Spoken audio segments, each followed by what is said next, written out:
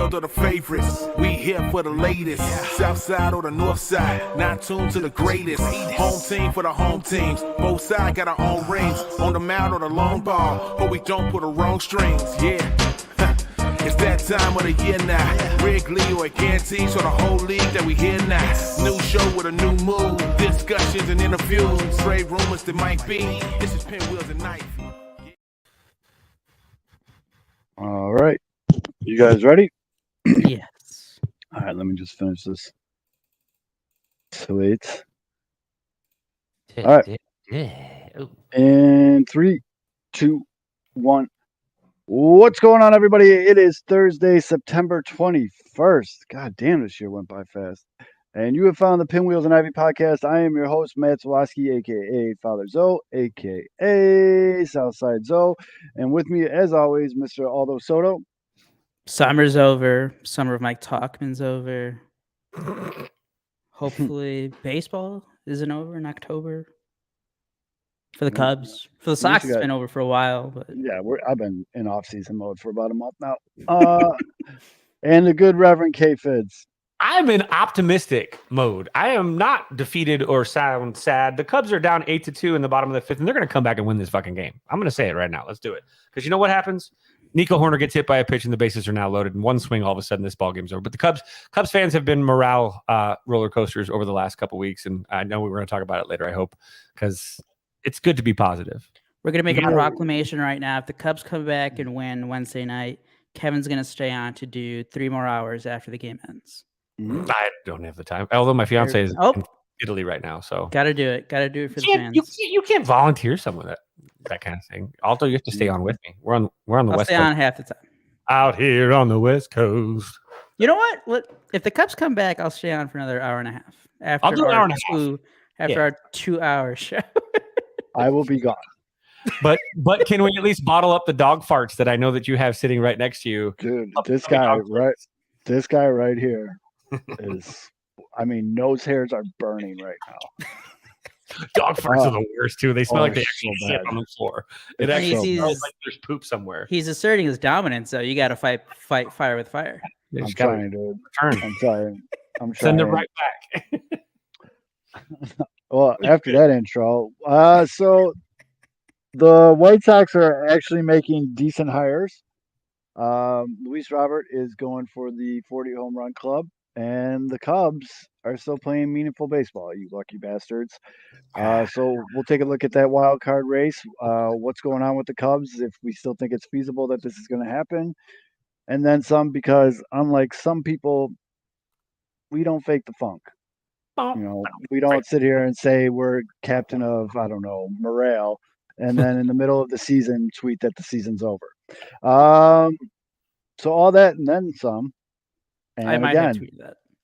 Not a Bears fan. Not a Bears fan. No, Grand Slam, motherfucker! Are you serious? What are you talking about? Grand Slam! Oh! Get ready, Kevin. We still have to get an hour and a half. This is the face of morale. This is it right here. Sorry. That's funny as fuck, dude. You called that shit. You should have bet that shit. I did. All that and that some? 7-1 right now. Let's tap this keg. As always, the show is brought to you by SportsMockery, sportsmockery.com. Make sure you download the app, turn on push notifications, and you'll find out the next Bears player to quit. SportsMockery, sportsmockery.com. Or you can find out which next Chicago team is a complete clusterfuck. We're running out of teams, so it's got to be something. And also brought to you by Uncle Bud's. Uncle Bud's, 9700 South Cicero Road, where TC's used to be if you are a longtime Southsider. Daily food specials, daily drink specials, awesome specials on the weekend. Saturday for college football, Sunday for the NFL. Make sure you go and check them out. Good food. They got the slot machines are a lot of fun. I think they're up to 6 machines now. Dartboard, Golden Tee, the brand new Golden Tee, the nice big one. Uncle Bud's, 9700 South Cicero. Now a double from Bellinger. If the Cubs come back from this one. Yeah. So comment section starting out hot. Bears suck, Cubs suck. I think you're half right. You're wrong, Zach. You're the wrong. Cubs have sucked for like a week and a half overall. They have, but that kid jumping around gives me joy right now. If the the Cubs could just play the Pirates until the end of the year, they might Yes. win the division. How long until Christopher Morel's clothes come off is what I'm wondering now. I was about to right now. I just saw him jumping, but Kept the shirt on. I mean, if there's a walk off, I mean, he might be going pants off too. I did bet the Cubs would win the 5th inning, so I am collecting on this as well. Mhm. Guess they can. Oh Come shit! back. I just saw the hap. It wasn't a basket one. I hate the basket home runs, guys. I don't care. Well, who's I hitting them. only love those when it's for the Cubs. Yeah, I can't. I think basket home runs are even cheaper than right field at Yankee Stadium. No. Yeah, I don't agree with that. Yeah, Well, it depends where because if it's like a baskets basket shot, all around though. no. But if it's a basket shot down the lines, the Cubs have at Wrigley Field, they're deep down the lines. It's like 350. At other ballparks, at US Cellular Field, the guaranteed rate, whatever, Sox Park, it's like 330. Because they built it for the White Sox to hit home runs, and they get And out they homered still every year. can't. Mhm. That's what I'm saying. I do get it down in the power alleys. That's like 370. Like Yeah, some of dude. those, especially because they jut out so much that you see like the outfielders with their glove right underneath. You're like, yeah, that was gonna get caught. Yeah, I've even since I was a kid, man. The basket home runs just never sat right with me at Wrigley Field. I get it though. Only because they tease you. Because I mean, technically, it's 355 feet to left field, so you got to That's get what it I'm up. saying. Down the lines, I don't care. Those you hit it. It's usually 335 in a normal ballpark, so you got 20 some odd feet extra. So you're only getting disappointed because you're seeing it where it's like getting disappointed back in the day. Remember, was it Houston or Arizona that had they'd actually bring in their home run fence because it was like not happening. I think it was Houston. Well, no, it's Detroit. Was it Detroit? Oh, that's right. It was Detroit. Detroit had it like 390 down the Yeah, line. Detroit overcompensated for Power gaps too, right? the old Detroit Stadium. Yes. The old Detroit Stadium was like you could throw the ball from home plate into the stands. It was Double decker. Yeah. But I think it was Detroit always actually double did it decker. twice. Upper deckers are never good, really. But it depends. But there's a person you don't like and you drop an upper decker, I guess. yeah, because they went from old Detroit Stadium, they built a new one, and they made it like fuck your home runs because we've been giving up home runs for 100 years. They definitely screwed Miguel Cabrera out of he could have probably hit like 600 home runs in his career. Man. Yep, but that's no why wonder Justin Verlander was having those great seasons. But that's why he got the double numbers Yellowstone. so high. That's like Miguel Cabrera has 1 billion doubles. Yeah, because of I mean, they're not getting to say anything to hit. Oh, but they did, and then he grounded out. Shit. Hey, got into that lead. Kevin, that was actually it was to save the drunks from falling over the wall. I don't know if that's true, but it sounds true, so I'll run with it. So the reason why my two co-hosts are so uppity and in a good mood tonight is the Cubs are actually playing meaningful baseball. At the time of this recording, the Cubs are losing to the Pittsburgh Pirates, but the Miami Marlins are also losing. The Cubs are a half a game up on the Marlins for the final wild card spot. Milwaukee's already won the division, but the Cubs are fighting. Basically, they're fighting Arizona and Miami, and I guess you could say Cincinnati's a long shot. I mean, not super. No, Cincinnati is like a game back. Yeah, they're right there. Game and a half. Do you know who's starting to scare me? Actually, this is the long shot, but I think they've won 7 in a row now. San Francisco? No, they just lost. The Padres are like they just keep winning. They've won their last 7. Yeah. Snow. I think we slandered Snow a lot on this show in the past too, and he's really thrown. Well, he was really bad for a while, and then he figured it out this year. He's got the Cy Young now. But the Padres, it's all year. We've been talking about it. What a disappointment! But then, like you look at the run differential, they're like top 5 in the NL. I mean, what if they just win? What if they just win out? What are they, like 75 and 78, 74? The 78? Padres, as it stands at the recording of the show, are 75 and 78. They've won their last 7. Their last 10, they're 8 and 2. They do have a plus 82 run differential, which that's. So let's do a little schedule look up. Who are they playing? So while you're looking that up, I actually pointed this out a couple days ago because it actually shocked me. The 2 teams in Major League Baseball right now with at least 10 or more expected wins over their current pace were the Cubs at The Cubs were actually the expected Oh win. boy, you guys are not going to like the rest of the Padres schedule. No, I just looked at it. No. And Wait, the expected win for the Padres is also 90. So the expected win for the Cubs and the Padres are far above their current pace. Before meaning I just looked at their schedule too, Zoe. But before you go through it, I do have to say, I just win. if they do get hot, if they just win out or like finish a couple of games, whatever, if they can bump out like the Diamondbacks or like bump out the Reds, I think the Cubs have the tiebreaker over the Padres. Or wait, are they tied? Fuck. Yeah. Never mind. I don't like this. This is why I'm scared of the Padres now. So, for those of you that don't know, this is who the Padres have left. They have Thursday off, the 21st. They're off, and then they have a weekend. They welcome the shitty St. Louis Cardinals to San Diego for the weekend for 3 games, and then they go up to Northern California for 3 games in San Francisco, which that could be a pretty big series. But this is where it gets really shitty. They get a day off, and then they finish the season with 3 games on the South Side versus the White Sox. So I do think the Cubs have the tiebreaker. Guys, that's like 6 wins right there. I do think the Cubs have the tiebreaker over the Padres. I think they played 7 times. I think the Cubs have won 4. So if they do finish tied, that's like one of the 2 teams that the Cubs have a tiebreaker. Is Manny Machado playing? I know they were talking about him getting elbow surgery. Yeah, I saw that. I have no idea if he's been playing or not. What up, Ian? Jesus Christ, I'm the only guy here. Could you guys at least put my shits on the YouTubes? You're not the only guy here, but there you go. Just because you don't see people in the bushes doesn't mean there's people in the bushes. Yep. Yeah, dog. But yeah, dude, like I forgot that San Diego has that no point 3-game series on the south side of Chicago to close it. Then they started with the 3 games against St. Louis, which St. Louis fucking sucks right now. They suck. The White Sox are fucking terrible. Smash the like button, you yahoos in the chat, by the way. Yes, and subscribe too. And then the Giants. I mean, the Giants have been pretty. Giants have been okay, but they have been pretty deep. The Giants have. Oh no, they're 4-6 in the last 10. Okay, yeah, no, they got swept by the Cubs, and then they keep losing to the Rockies. I think. John, I like it. Sox take 2. Now this could be the ultimate. Like, what's that picture with the blood in the crypt holding up their other bandanas tied together?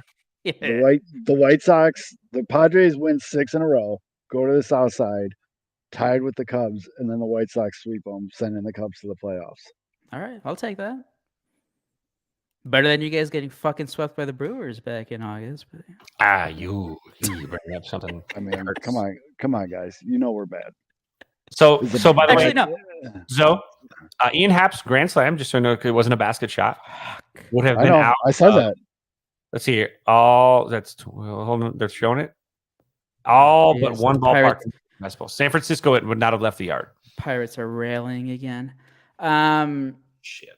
But yeah, no, it's been way up, way down the past, month and a half. It started with that fucking shitty series in New York against the Mets in August. They lost 2 or 3 there. It was terrible. They had that stretch of 12 games against bad teams. The Cubs went 8-4, which is good. I mean, that's good. Winning 8 out of 12 is good anytime you can get it. But you kind of felt they could have had 1 or 2 more wins there. And then just September. I mean, it just looks like a team that's running out of gas. I don't know, man. I hope they can turn it around. There it is. That's gonna be the White Sox. The Cubs and the Sox. After the White Sox send the Cubs to the playoffs by sweeping fucking. Oh, well, there's another run. Ian, I know you just got here, but I was definitely talking about this. I hate the basket shots. Who hit the home run? Pittsburgh? No, right now it was just a ground out RBI. I don't know. What specific topic do you guys want to get into? But wait, who do the Cubs got left? So the Cubs got after this Pirates for Wednesday night, Thursday, 3 against the Rockies, and then they go on the road, 3 against Atlanta, 3 against the Brewers to end the season. That's bad. That's the thing. What if the Braves are just sitting everyone? I don't think so. The Braves have a lot of guys that are right there to hit contract kickers or set records. Like Acuna could be the first ever 40-60 guy, or did he already get that? I don't know. Last time we thought he did something, we were wrong. So I think last time he got to 30. I was right. You two fucking made me question what I was saying. mouth. But yeah, Acuna is like on the brink of history. They're not going to sit him. And then Olsen might hit 60 home runs. They're not going to sit him. I don't think they're sitting anybody, dude. I don't know. I mean, they might be shuffling up their rotation though. That's one part of it. That- So That's one thing. Acuna's that's at one thing. 39 home runs. Yeah, so he's going to get, He can Well, get that maybe- before next week. yeah, because he'll be the first ever 40-60 guy, which, by the way, is fucking insane. yeah, Yep. that's If you think about that, that's so good. goofy shit right there. Especially a guy who was out of baseball. Like, that's fucking wild. It was torn ACL, right?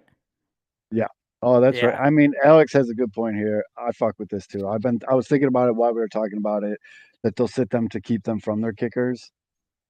Okay. Love that. Let's see that. I could see it, but I'm telling you, I just see this weird scenario where the Cubs are depending on the White Sox to beat the Padres in the final 3 games of the season to send them to the playoffs. I do have to say, if it got to that situation, that would mean like the Arizona Diamondbacks just lost out, the Reds just imploded, the Marlins imploded, because I think the Padres are still like 6 games back. So like it would be good, I guess, for the Cubs, because that means the teams around them are also sinking. Mm-hmm. But I mean, that would be better than losing on a fucking tiebreaker to the Marlins or the Reds, because the team was shitty back in May and June. That's what it's looking like, right? And it could look like that, yeah.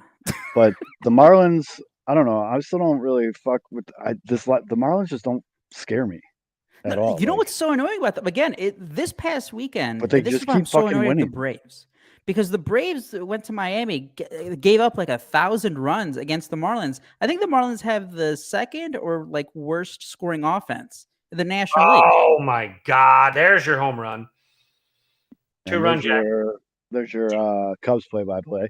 There you go, 11-6. Just Cut it to 3 after being down 7, and then you give up 3 immediately. Great job, Leiter. Early ball game, beer league softball. It's gonna be a slugfest. Don't worry, Kevin. Save up your energy. We're gonna have to go 1.5 hours after this. That's true. We got. I gotta really keep this. I don't know, man. Like, There's a lot of scenarios that can come into play. I mean, the Cubs making the playoffs obviously is not like a crazy thing, but it's wild though, the things that can happen. And also, it's also wild how spot on I was about Corbin Carroll being NL Rookie of the Year. But good job. Good call. Great call. Yeah, Great because call. that kid's fucking sick. I think he's the first rookie ever to hit, what was it, like 25 and 50 or something? Yeah. Like 25 home runs, 50 steals? Something Yeah, like that? something like I just got that notification too. I don't know. I deleted it. I mean, yeah, but- that dude's such a pain in the ass. I mean, Corbin Carroll's 4-hit, 2 stolen base days saw him become the first rookie to notch, goddamn pop-ups, to notch a 25 homer, 50 stolen base season. pretty good. I mean, Pretty good. decent. Oh my God, this dog! I think I just got one from each angle. I got a puppy here and a puppy here, and I'm pretty sure I just caught a dog fart from each angle. You're just getting like a twister of farts. You're getting the cold front, It's like the hot air coming in. Yeah, it's like a fart, like whirlwind, and I'm sitting in the middle of it right now. Holy dog farts! I don't know. I just want everyone to know that I'm going to soldier on through this show. I'm dealing with the worst dog farts in the history of dogs, but here we go. But yeah, Arizona is one of. I've been saying this all season. This has been a great baseball season, besides the White Sox absolutely being like Yokozuna butt cheeks. But it's been a great season in the fact that look at the teams we're talking about right now. I mean, the Braves, okay, everybody knew the Braves were going to be good, but nobody knew it was going to be a 60-40 season for Acuna. Again, I can't say how fucking gross that is. But we're talking about the Diamondbacks. We're talking about the Reds. We're talking about the Marlins. You know what I mean? Like, these are teams that you can watch 100 podcasts and nobody, even Marlins podcasts, probably weren't even fucking predicting them to be where they're at right now. And these are all really young, fun teams. You know, the Reds are prospect heavy. I know Ellie kind of was a flash in the pan, and then fucking he hasn't really been doing too well, but that's common with rookies. You know, they're not all Corbin Carroll. Arizona's a very young team. The Marlins are always just an electric team led by my boy Jazz, and then they get Berger. They made some really good deadline moves. I mean, Josh Bell. Josh was, Bell pretty decent for him. found his bat when he went down to Miami. I mean, homegirl, I know she's up for an extension in her GM position. She threw it down this year. Oh, She by really the did. way, speaking of that, remember that fucking asshole, the MLB burner executive, like Fuck that shitting on guy. her during the Yeah, Look, a little too soon there, buddy. yeah, a little too soon. And I mean, if you go jump over to the AL, you know, Baltimore won the fucking AL East, dude. Like, No, don't jinx them. Not yet. Not yet. I thought they clinched it. No, they got the clinched. little- They both clinched playoff spots. Oh, yeah, they only got 2 games over Tampa Bay. Okay. Yeah. So, anyways, Baltimore. We saw champagne in a Baltimore locker room. They ran right. out. Like when, Owner too cheap. They didn't buy enough bottles. and then, but that's another young, fun team with more people on the way. I mean, Houston came back to do what Houston does. You know, fuck Houston. And then Seattle, they fought back. But then we're talking, and then you had Tampa Bay in the wild card, but you have Toronto, Seattle, and Texas separated by half a game. I mean, the Yankees had a shitty year. Boston had a shitty year. Like all the big dogs that you usually talk about, pretty shitty years. No I mean, Sox. We're not talking about I know the Dodgers won their division, but like San Francisco, San Diego, the Mets. We're not talking St. Louis. We're not talking about those teams. I feel like year after year after year, we end up pretty much talking about the same shit. And then so it's really nice to be talking about these different teams finally. And it's not just different teams, it's young teams, fun teams, energetic teams, that are playing the game like in a manner in which, you want your young kids to watch. Like it's a lot of fun. So you're talking about the zone. It's so fun because we mentioned the Orioles, who've been driven by young talent all year long. The Reds have been calling up dudes left and right since the summer. You mentioned the Diamondbacks, the same. The Marlins have some young guys. Just so great to have your young guys come up, play. Remember how excited you were when you brought up Pete Crow Armstrong last week? Oh, there's the star of the show. Yeah, there he is. There's the star of the show. Getting his kisses from his doggies. He heard me talking about young kids watching baseball. He got all excited. He was jacking balls off a tee today. He was hitting bombs. Yeah. All right, buddy. Go back with mama. Say bye to all the people. Make sure you fart before you go. Let me smell you. Should you drop a little doo-doo? You're clean. All right, go with mama, buddy. I mean, that would have been electric if it just straight into the microphone, a big wet one. But remember how excited you were when you brought up PCA in Colorado last week? He hasn't started a game since. Nope. Yep. I mean, that's the Chicago way. He hasn't started a game since, dude. I ain't starting these young pups. Fuck that. I'm going with Tallman. Yeah. Oh, they played good? Nah, being it. Jesus. It's like an earthquake. Driving 5. Grab a seat, pal. I get so the big thing after he started 2 games in Colorado, made those amazing catches, looked shitty at the plate. He had some like pinch hit at bats in Arizona. Should have started those because there's a big outfield on Sunday that would have helped. Because Mike Tauchman is like the slowest center fielder in baseball, I think. But everyone's was so caught up because on Tuesday the Cubs faced a lefty who ended up only pitching 1 inning. So like they did the whole tricky, we're gonna start this guy, but actually he was like only the opener. So PCA didn't start on Tuesday, and I tweeted out, a whole bunch of people tweeted like, why the fuck isn't PCA starting? And like, so has he just been sitting on the bench? He's been sitting on the bench. He's been coming in like as like a defensive replacement, like in the 7th inning. But like every really reply you get, every reply, and so fucking annoying is, well, it's a lefty. He's a lefty. It's a lefty-lefty matchup. You can't play him. No. Or it's like he's 0 for 8 with 4 strikeouts. Sucks. I thought that was a home run. And it's like literally, though, 10 plate appearances. I think he like walked twice, struck out 4 or 5 times, whatever it was. He didn't get a hit yet. And just because of that, 10 plate appearances in like 6 games. You can't start him. But see, You can't. that shit drives me crazy, dude. How's he gonna get better?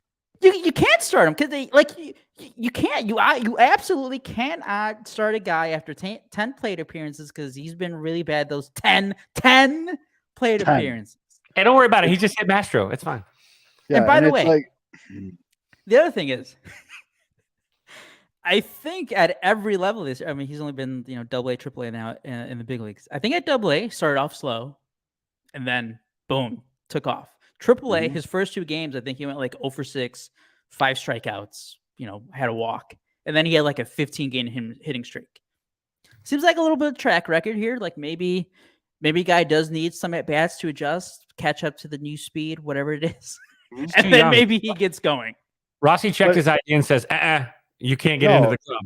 Dude, it's like when... But no, 10 plate appearances, he's looked terrible. You can't start him. Yep. It's like you're fresh out of college. You got your degree. You're ready to take on the world. And you go to apply for a job, and they're like, yeah, you need 3 years experience. Like, this is an entry-level fucking position. Yeah. It's an entry-level position, dude. Like, I have Rossi, a degree in this, like, fucking... Like, nope, you need 4 years of experience. I'm going to look this up. Rossi, you gotta have 5 years of work experience and terrible numbers. And then Rossi will keep you in that lineup because he's just going to pound fucking his head against the wall and just force. The big thing here is that the guy who's been playing in his place has been Mike Talkman, who, credit to him, he filled in great for Cody Bellinger in May, June, and July. He was amazing in July. But for the past, 6 weeks, he's been awful. And I just do not understand how we got to the point where you got a guy who's like a career bad hitter. He has a career like 700 OPS. Return to the mean. He wasn't playing in Major League Baseball last year. No offense to the guys playing overseas, but he was in Korea last year. And I don't think he had a good season then either. He's had overall, if you look at his numbers, he's had one good year in 2019 with the Yankees. Mm-hmm. Why are you giving this guy so much leeway? Like if he's like an established 10-year veteran who's just going through it for a month. No, this guy throughout his entire career just hasn't been that good. You got really damn lucky that he did give you those 3 months of great production. And again, credit to Mike Talkman because the Cubs are probably not as close to being in the playoff mix without him, which is crazy to say. But that's how important he was to the team. That guy's rise and fall too. Just like with Wisdom, he starts out hot, and then you have to know when to fold the cards and shift to the next guy. And that's the problem with Rossi is he's out there trying to beat his head against the wall. Wishing one hand, shit in the other, and see which one fills up first, man. And that's what he's doing. It's like Elvis Andrus still taking at bats for the White Sox. Well, Wisdom's actually hitting now, so he's joined the ball game now. So let's go. That's the thing. Patrick Wisdom, who was like a starter. Patrick Wisdom was a starter last year, and again, we keep going back and forth like an average hitter, but the last year it didn't matter. The Cubs were trying to compete. So what have we seen this year in Patrick Wisdom? He's like straight bench player. For the past 2 months, he's been only starting against lefties, maybe, and then he immediately gets to the bench when there's a right-handed pitcher, and he's been fine. But Mike Talkman, we're acting like this dude's just going through a 1 month slump because he's been really good for a decade. No, he's been an average at best. Why are you keeping your fucking most talented prospect on the bench when, at the bare minimum, and David Ross saw it on the very first inning, I think it was, PCA is your best defender in the outfield. Without a doubt. He can go bat him ninth. Again, there's also this other thing where people are saying why do you want PCA to be your savior? No. We understand completely. His offense may not be there. He can go 0 for 4 every night, strike out twice, and his defense would still be a net positive. And refresh my memory, Aldo, did the Cubs not lose a ball game in Colorado because Talkman was in center field and a ball that Pete Armstrong probably runs that? In Colorado, well, no, I think PCA did start the 2 games after, and then they won the first game. But Arizona, that Sunday game, that very first inning, it was Arizona. Sunday Night Baseball. There's a bloop hit to center. Nico goes out there, gets right over his glove. Talkman gets on a bounce. Now, they did get the force out at third because it was that close of a play. Guess who would have caught that? The fastest guy on your team, the guy who has an 80 grade defense. That guy probably makes a play. There was another ball later that was hit by Gurriel that went for a double that was cut off late by Talkman.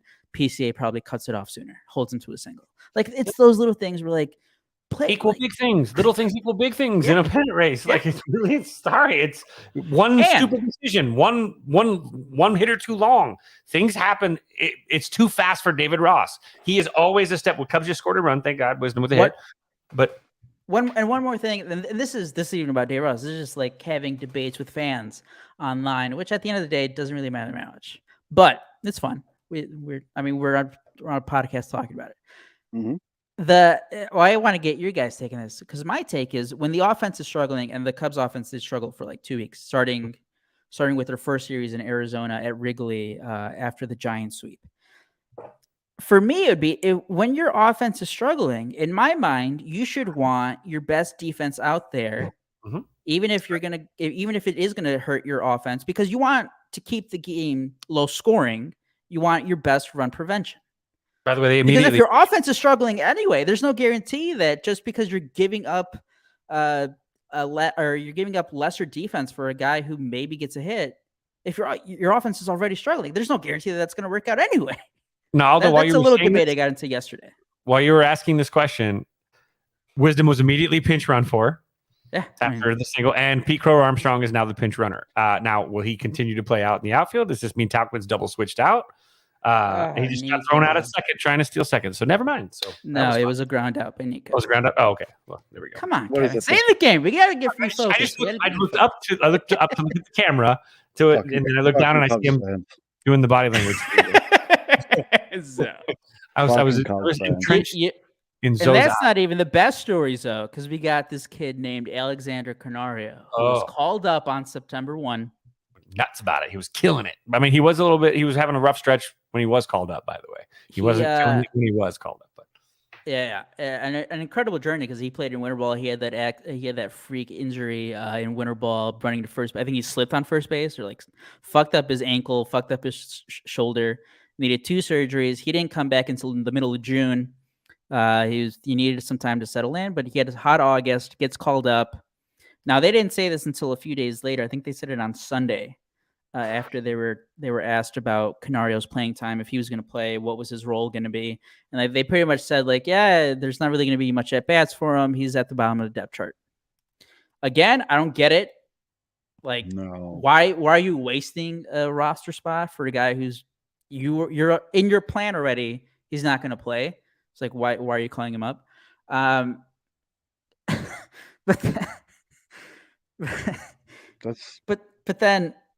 But then you have all these injuries. You can see, I know Jed Hoyer talked about it on Wednesday, I think in the morning, how it's tough to say. You can say it's easier to say after the fact, like, oh, the team looks gassed, poor offense.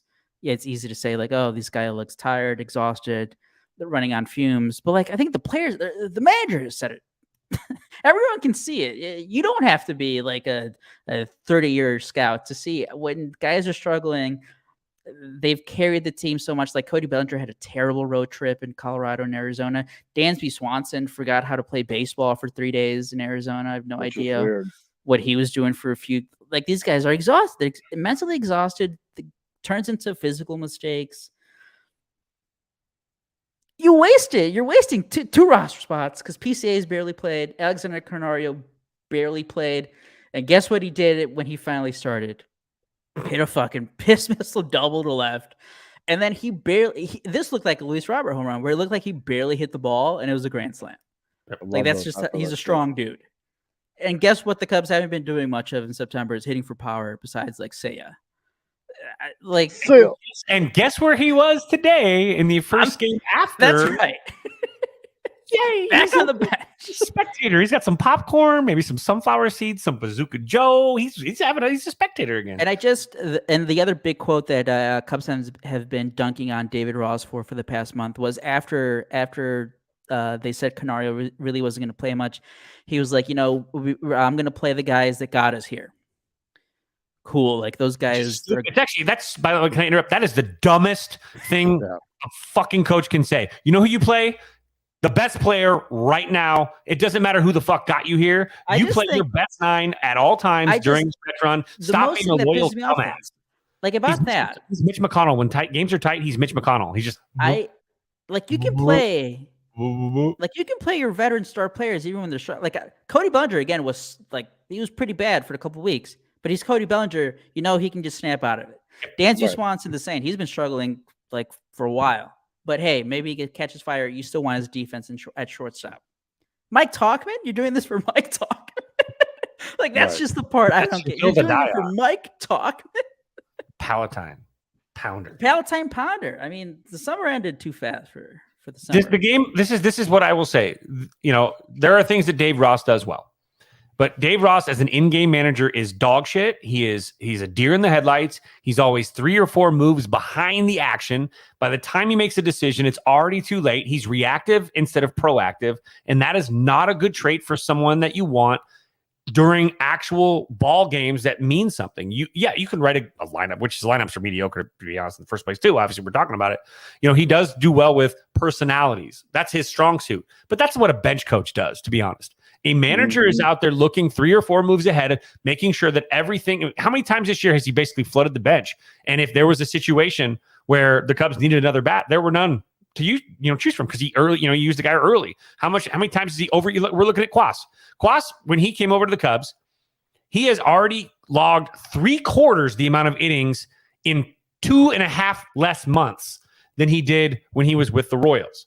Of course, the guy's going to run out of gas. He's been overused now because David Ross treats these guys a lot of the times, especially his bullpen guys, like they're video game avatars. He doesn't. These guys aren't being taken care of because Rossi is, again, reactive, not proactive.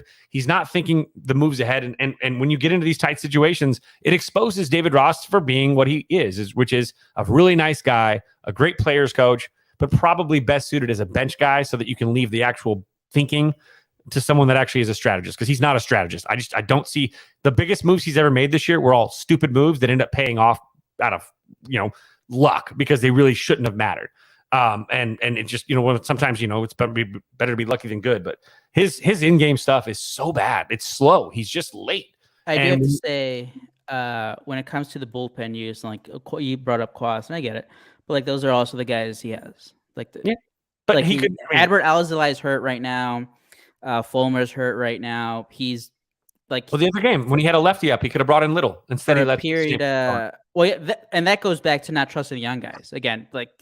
Bringing up the ID, it's you have the .001 service days and MLB you can't play. Where he just Julian Merriweather, I think he has a career high in appearances this year. Mark Leiter Jr. the same.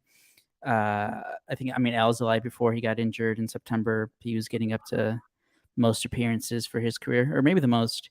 Again, and that goes back to when you brought up at the trade deadline. They probably should have done more. Maybe you're right. They didn't anticipate injuries happening. They pulled a Rick Hahn. It's minimal depth and pray for 100% health. Going back to the bullpen use, goes back to the starting rotation also kind of just falling flat on their ass. And they've been bailed out by Assad and Jordan Wicks. Jordan Wicks especially because he's the one who took over for Smiley, who was taking over for Stroman. So you were already going way down in your depth chart there. But Jordan Wicks, he stepped up. His worst start was Arizona on Sunday, where again, if you have your actual best defender in center field, he's probably in the 5th inning in a tie game.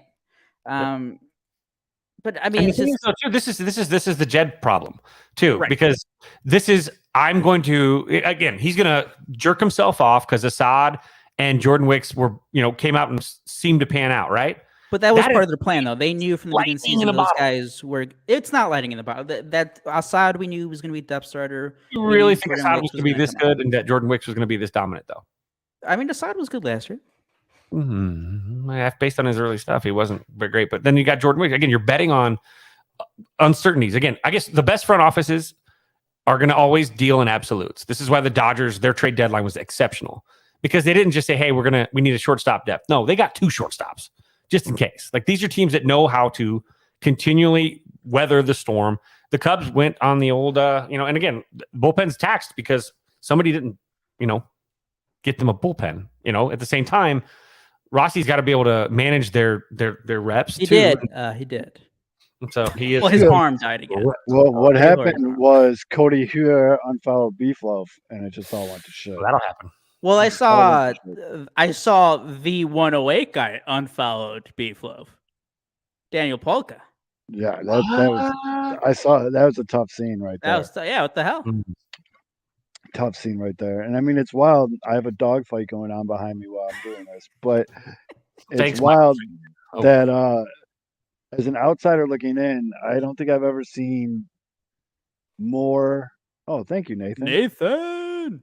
I don't think. Well, we got to put it on screen. Nathan says, "I love your pup." Well, there's one, and there's two. So you got to run like a live petting zoo with your two dogs. Bringing the llamas. Dude, bringing they're some so moose? big now. They're so big. So That'd be great. Like llamas on the podcast. Like that would be pretty cool. This is actually. Boys, this is gonna be. We're in for a long night at Wrigley. Yeah, dog. I agree. Hey, you shut your mouth. Zoe's been talking about a shitty White Sox team for like 5 straight months. Yeah, you know how hard that is. You know how hard it is to do that. It takes skills, son. Skills. But thank you again, Nathan, and just let all you other cheap fucks know.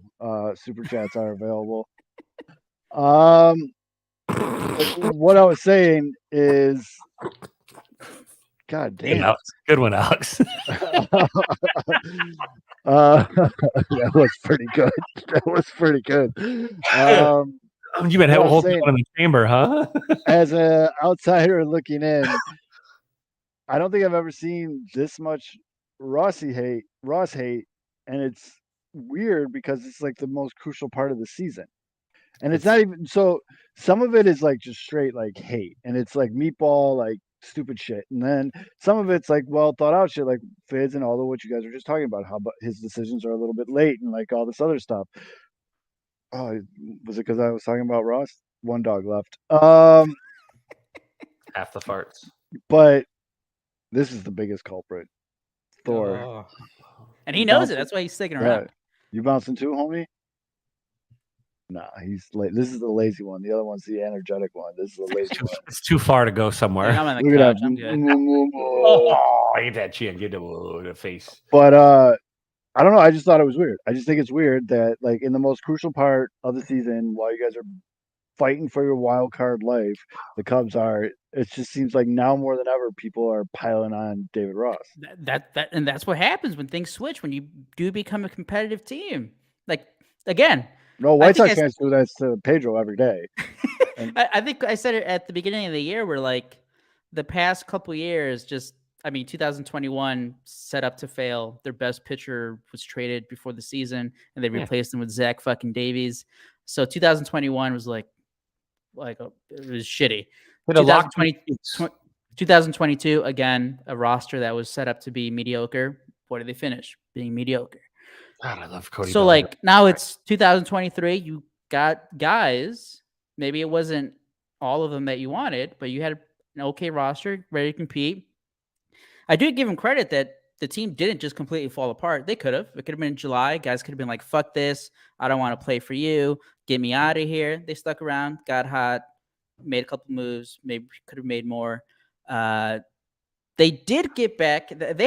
They were up like 3.5 games 2 weeks ago. That's what really the annoying part is. They had it like locked up.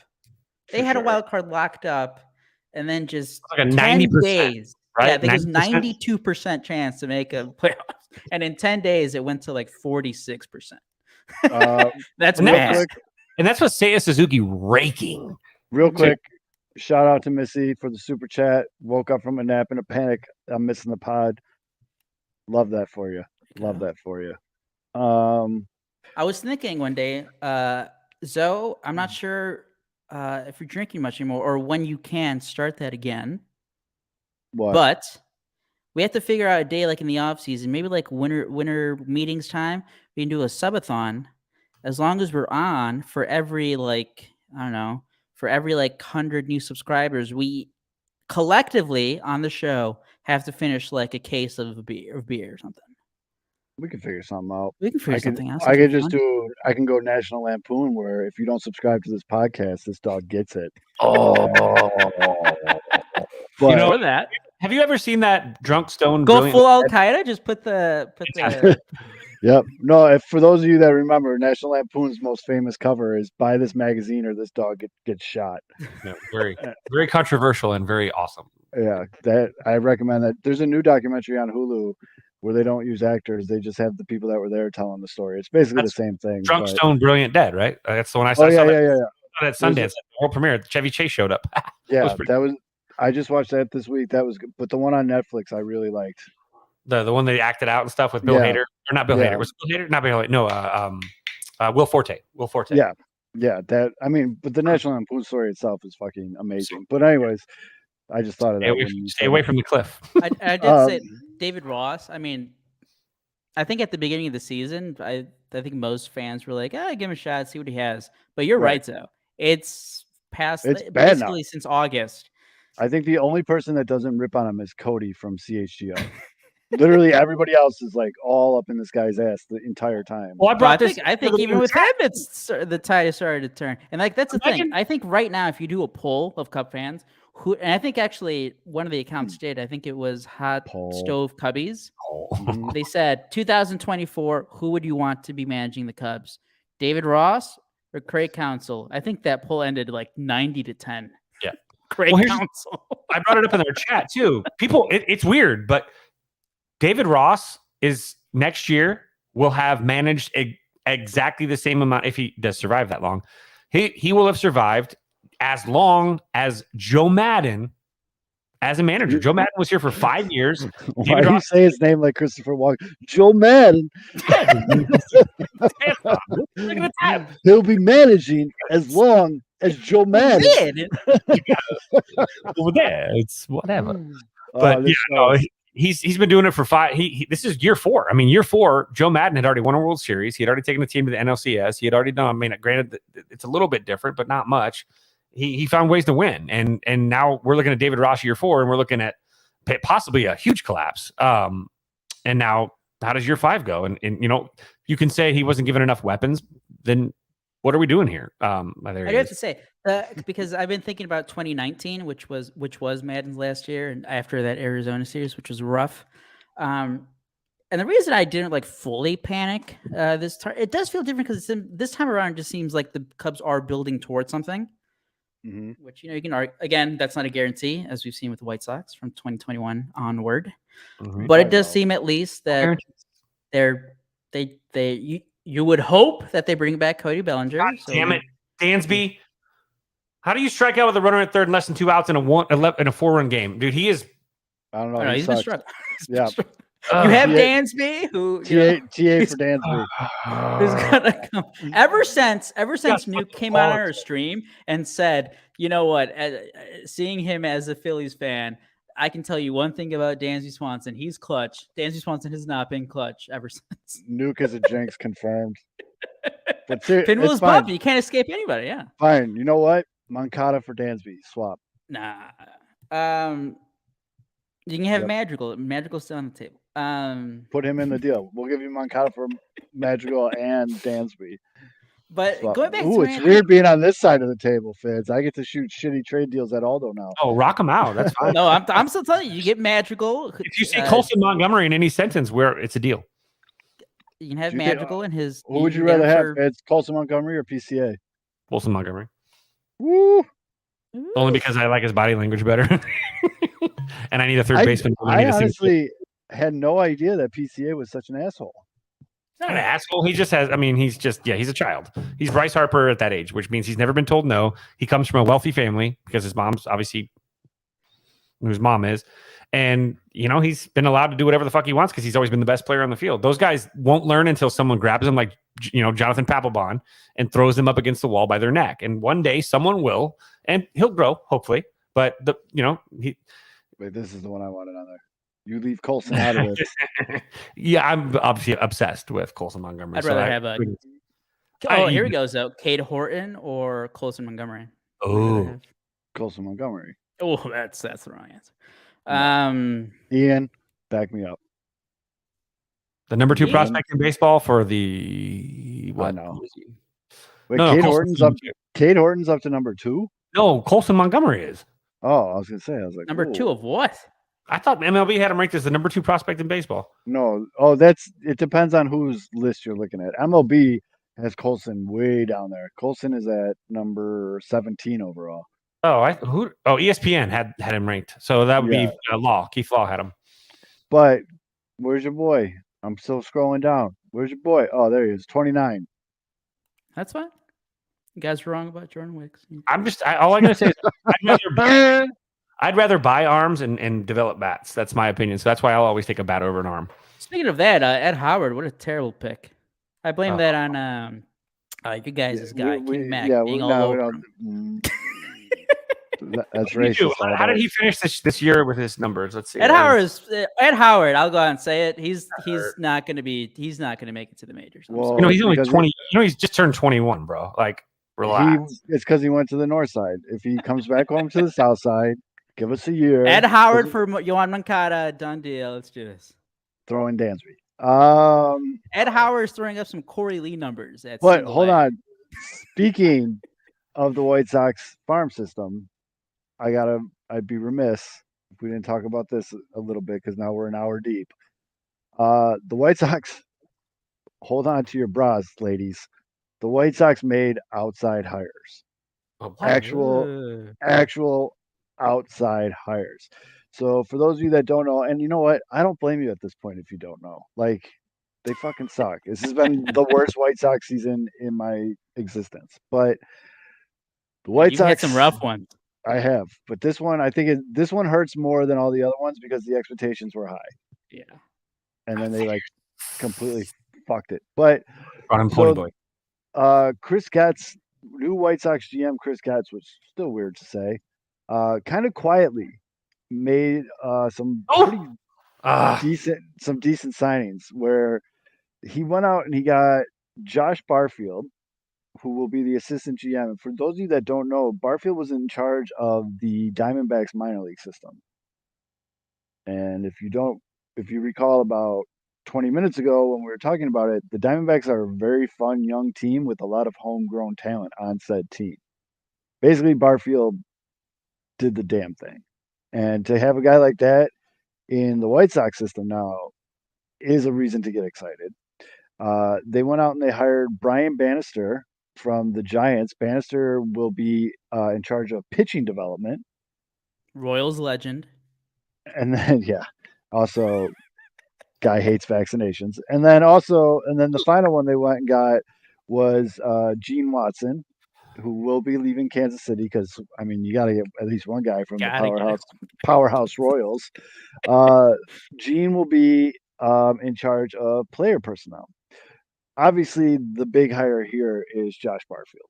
And for White Sox fans out there, you have what? Don't bark at me. These are good hires. We got a negative review already. for who? For the hires. Your dog doesn't like it. Oh yeah, doesn't confirmed. He's out on the fires. But on the hires. The Diamondbacks minor league system has been one to be envious of for kind of a long time now. And again, the team that we just discussed being in this playoff picture all of a sudden, being this wild card, is because of what their farm system did. And to get a guy like that into the White Sox, I mean, he's the assistant GM, but I got to imagine a lot of his responsibilities are going to be looking over the farm system. You would hope. For months and months and months of just eating shit. It's like Shawshank Redemption, just crawling through shit. And then hopefully you just get a little bit of hope. And that, I think it was White Sox Dave asked, like, do we like this? And I said, I absolutely don't fucking hate it, which on White Sox scale is a big step up. So I'll take that. Hold on one second. What the fuck is your... He's actually, if you're listening to this on Spotify, Zoe is actually physically punching the dogs. Is those dogs racist? Not liking the Barfield hire? Unbelievable. I hear Sarah McLachlan singing in the background right now. One of the dogs is black, Dick. Well, but who's the one barking? The brown one. Ooh. Come here. Where are we going with this? Whoa, hold I don't on. know. Oh, But now it's not to get ugly. But yeah, so gonna go after that's the Browns. gotten me somewhat. I mean, again, for the White Sox to do something that doesn't make me embarrassed to be a fan of the team, that's like a plus. So I'll take Getsy. that. You on Getsy? Oh, don't. That's not a nickname. We can't. Mitch That's used right. that as a I nickname. did I had- scold Mitch for trying to give Chris Getz hurt. Getsy. Oh, don't Can't call him have Getz. That's not the. Ooh, no. All right, hold I on. will always have to pay double Hey, for beers in Hey Chicago. Thor, are the Chiefs going to cover the spread? He said yes. Did you say the Chiefs or the Cheeks? Because the Cheeks would be the Bears, and they won't cover no, the spread. The way the Bears are going right now, the Chiefs are going to win by 200. Hey, but at least you have a consistent defensive core. Oh, no, dude, never mind. I'm so glad. This is probably the first time I'm glad we're not an NFL show because NFL shit does numbers. Let's just admit it. We all know it. NFL's king. But I'm so glad we can don't bring have up to talk about if the Cubs do choke down the stretch here, and obviously we see the White Sox already. I want to talk shit show about year. this. I actually do want to talk about They this. have to be Tom Ricketts and Jerry Reinsdorf must be happy as hell that what's going on at Haller's Hall. I told you guys. Thank you for I told you guys on Thursday. I was downtown to get the second round of my treatment. I was at Rush Hospital, and then my missus though is a big fan of Greek Island, a restaurant in Greek Town. Every Christmas Eve. So we're leaving. I'm leaving Rush Hospital, and I told her, I was like, "Hey, go on Grubhub or whatever, put in a to-go order. I'll stop by over there, grab it before I come home." So I go in there to get it. And I go up to the desk, and I'm like, "Order or whatever." They're like, "It's not ready yet. Take a seat there." I take a seat, and I look over. I'm like, no. I was like, "No way, dude. There's no way." And so I like walked away, and I came back, and I looked again. I'm like, "Holy fuck, that's Jerry Reinsdorf." And I was like, but now I got to see who he's talking to. And from the back, I could already see like this luscious head of hair. And I was like, I think I know who this is, but I'm going to do like a weird walk around. So the creep is that my ex-girlfriend? I walked around and I like fake sat at the bar and like ordered a Pepsi. And like I like leaned over to look, and it was Gordon Bacon. And I was just like, this is kind of weird. And the weird thing was, earlier in that day, Gordon did a radio spot where afterwards a couple people jumped on Twitter and were like, "Is Gordon pining for a job here?" I was going to say, Gordon, like trying to get he literally said in the radio spot, he's like, "Well, me and Jerry Reinsdorf are pretty good friends, and I really trust him with this organization." Everyone's like, "What? What are you doing?" And then like, yeah, that was weird. I gotta know. At the end of the dinner or lunch or whatever, did Jerry push the tab over to Gordon Beckham? So funny that you bring that up, because the waitress did come over with she goes, "Oh, and here's your check," and Gordon's like, "I'll take that." No, I thought that was really weird. I thought that I'm like, dude, Jerry, you're worth a lot of money. If you're trying to job, Jerry's here. Will you take this and put this in your fanny pack, Gordon? And he's got like Jerry's wallet with him. All right, so in a month, in middle October, we're gonna have a press release. Gordon Beckham's gonna be maybe a scout or like the first base coach because they finally got rid of. Or maybe get into no. Oh, I got it. This is the classic move every team does: assistant to the general manager. Like Dwight Schrute. You like Dwight Schrute? They always do these It sounds so important because it's like, oh, assistant GM, but no, it's like an assistant in the front office that works with the GM. Hey, Thor, when are ribs going to be on sale at the Jewels? He said in about a month. Yeah, said in about a month. All right, so Gordon Beckham's going to get a front office job in like a month or two. All right. I just you heard it here wild. first. First of all, I thought it was wild that Jerry Reinsdorf was eating at the Greek Islands. Like the guy billions of dollars and he's eating at Greek Islands, which is a nice place. Don't get me wrong; it's a delicious Greek establishment. Well, what time was it, Zoe? Bro, it was like he going for the early bird special? Yeah, I swear to God, it was like noon. Like, hey, good lunch, good food. It was all really weird. It was a weird thing to see. But you should have gone up to them, Zoe. Be like, big fan. I thought about it. I did. And then I remembered that I'm 39 and that would just be super weird. Like, I'm not like a 12-year-old kid. Like, Like Gordon, love your hair, loved you on the field. Like, yeah, that would have been better. I was thinking, you know what I wanted to do, and I thought this all out in my head while I was sitting there waiting for my food. I was gonna go up to the table and act like I knew who Gordon was, and then completely ignore Jerry. Just completely ice Jerry out. Like I didn't know who he was. You should have dadded him. Like, oh, is this your dad? Oh my god, that would have been awesome. You should have gone into the kitchen, grabbed an apron, and walked out and brought him a soup. No. You should not even dad. Like, is this your grandpa? That would have been so good if I'd been like, oh my god, it's so cool of you to go out to lunch with your grandpa. Yeah. Oh my god, that would have been so funny. How's your meal? Your grandson's a really nice person over here. Did you know that he played baseball once? As you're wearing a Jerry Reinsdorf with the clown nose shirt. I wish I had that shirt right now. On your phone. Could you imagine?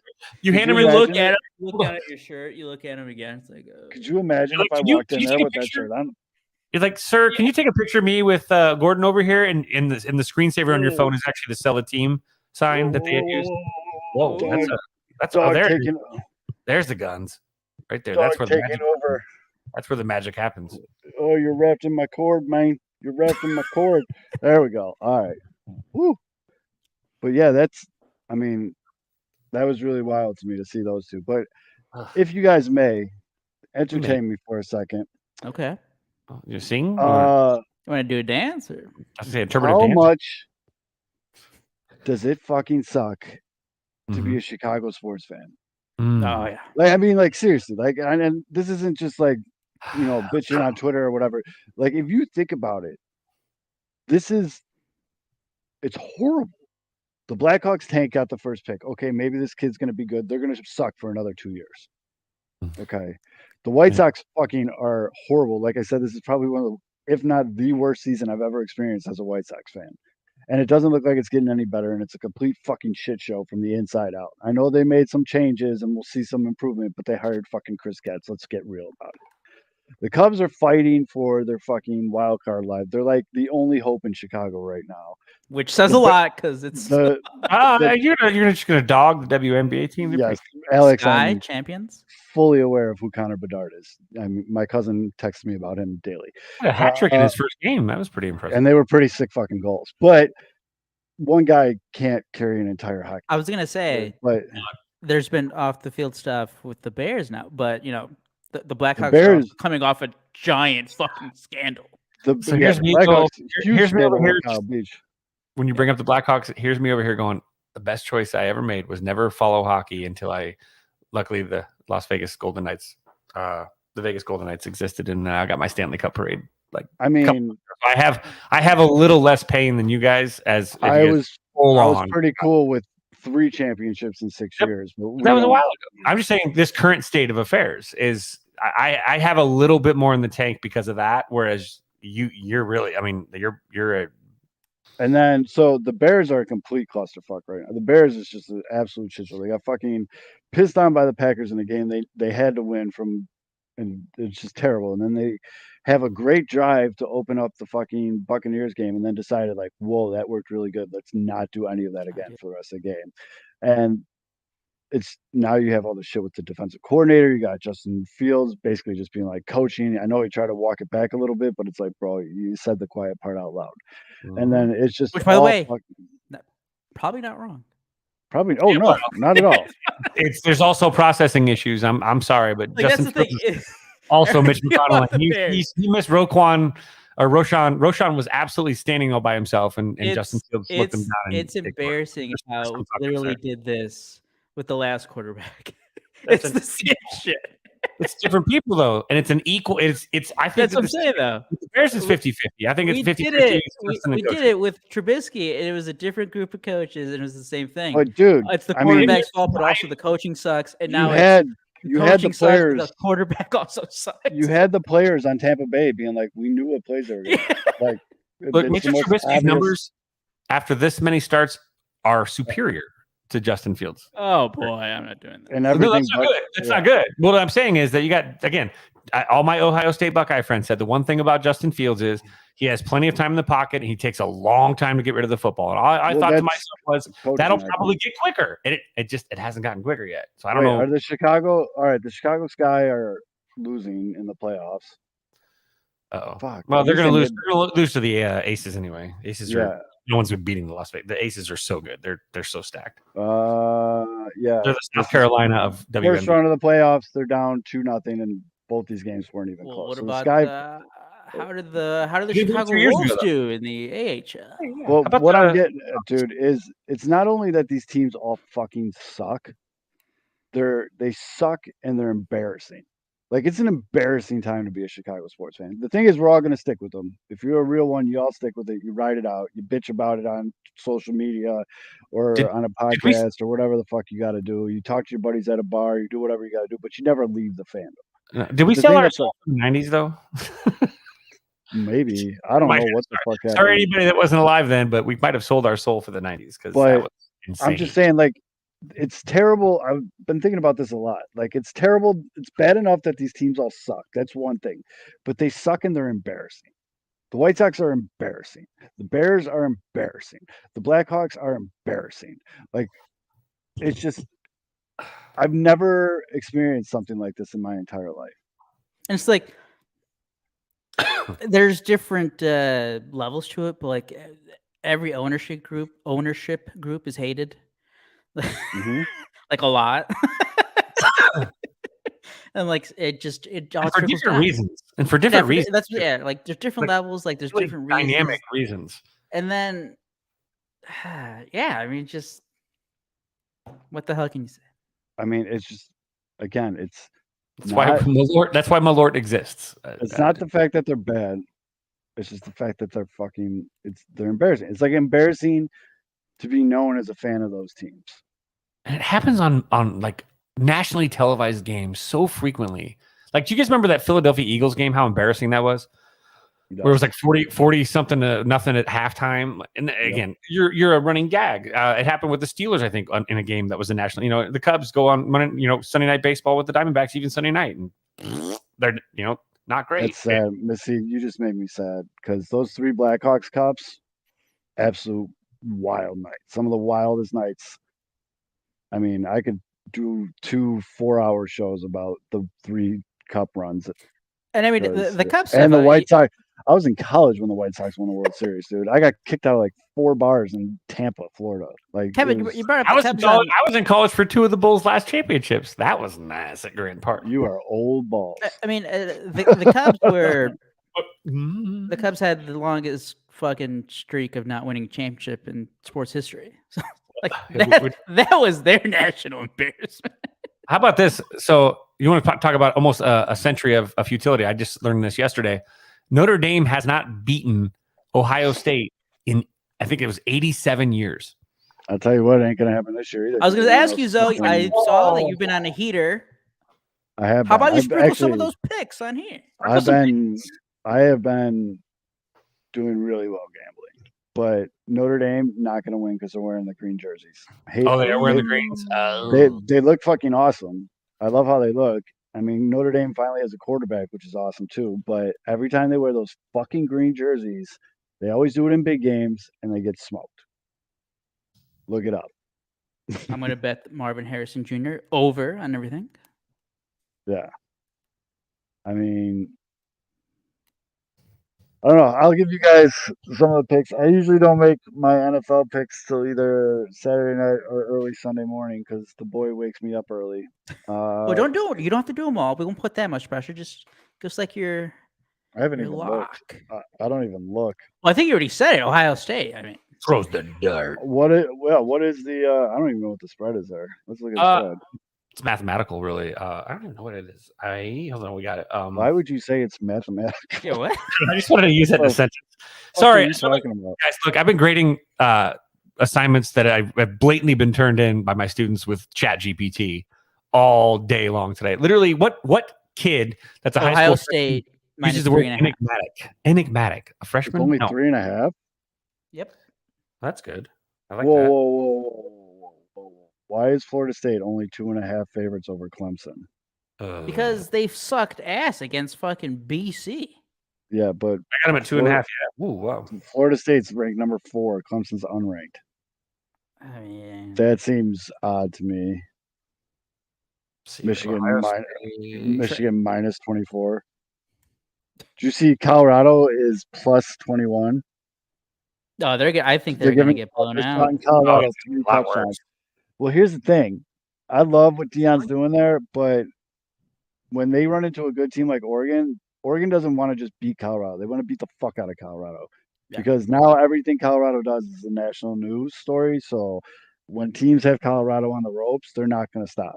They're going to just keep pushing and pushing and pushing and pushing. Yeah. But who's Thursday night football this week?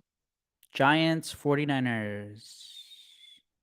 All right. Well, depending on what the spread is, I like the 49. Thursday night football is fucking garbage. I think too. it's huge. I think it's like minus 10. Yeah. So here's why I've been on the heater, folks. I stopped betting games. Ooh. I just started betting props. Okay. And like ones that some of them are kind of obvious, but some of them are like you go to like the third or fourth receiver. Like I had where we go. Well, I saw Gabe that the huge Gabe, one you had. yeah, Gabe Davis over 2.5 receptions, money in the bank. He had 6. You know what I mean? Like shit like that. Like I had Matson on the Vikings, the running back, under 50 rush yards. He had 28. Just like you find like little bets like that, and I've just been rocking shit like that. I actually banked really good on Miles Sanders over 2.5 receptions. He had 3. I was sweating that one. Ooh. I needed a few more from him for my Oh, fantasy team. Barrios, the receiver for the Dolphins. They Mhm. had him at 17.5 receiving yards. Had him at 28. He had 28. I hit that over. I'm just saying that I've switched. I used to just bet games, like either money line or spread. I didn't even touch props. And then I don't know what changed, whatever, but I started betting props and I'm hitting parlays. I'm going 3 for 3 on the bum as a guest Yeah. picker. Yeah. Like these parlays, dude, or these props, I'm rocking those now. And that's why I don't look at them till like Sunday morning. I think a big part of it is because of how into fantasy football I am. Mm-hmm. So, oh no, you're not chewing on this. This is my son's favorite stuffed animal. No. No. But yeah, dude, that's where the heaters come from. I'll start tweeting some out on Sunday morning, 1 or 2 of them, not all of them, but 1 or 2. You know, follow me, you fucking idiots. But Buddy sent me a screenshot of his cousin's parlay. He parlayed 7. Yeah, it was that's just crazy. That's crazy. Touchbacks. They all hit 7 for 7, $50 to win 800. Wow. I fuck with that, dude. And it makes sense. It makes sense, especially early in the season. Weather's not really that much of a concern. No, these kickers are blasting the ball.